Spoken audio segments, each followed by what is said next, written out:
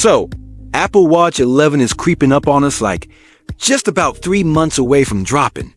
Now, I know y'all want to know, what's new? What's hype? And of course, will it mess with your wallet? Well, buckle up, because I got the scoop on 3 major upgrades you gotta hear about for the Series 11. But first, quick history lesson, because context is king. Last year, 2024, we got the Apple Watch Series 10.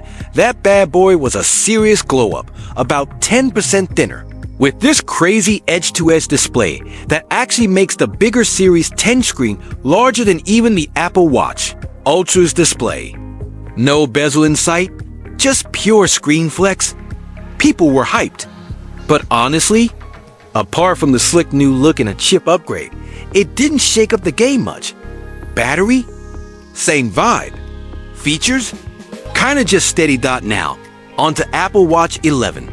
Let's break down what Apple's really cooking here. The SE1 chip sounds boring.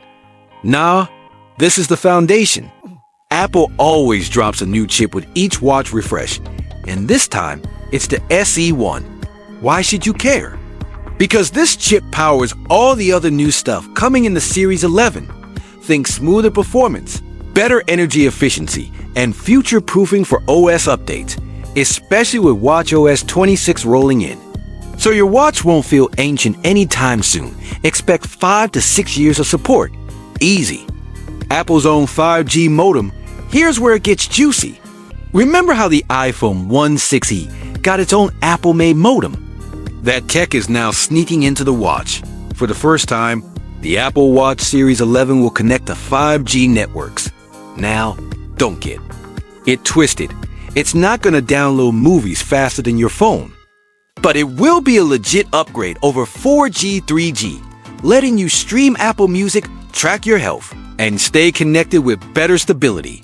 Basically, your wrist just got a serious upgrade in staying connected. No phone needed. Blood pressure monitoring. This is the big health flex. Rumor has it, the Series 11 might finally get blood pressure sensors built in.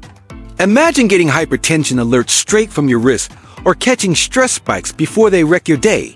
If Apple nails this, it's a game changer for health tech. No more awkward cuffs, just quick, continuous monitoring. Now, quick. Side note, blood oxygen sensors have been a weird story. Due to patent drama, they're still disabled for some folks, especially in the US. But maybe Apple reworked this for the Series 11? Time will tell.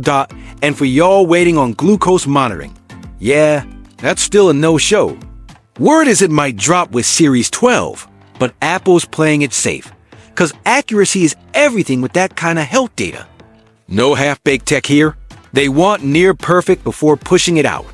Release date and price vibes, expect Apple Watch 11 to drop alongside the iPhone 17, probably mid-September.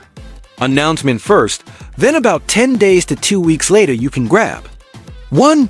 Price?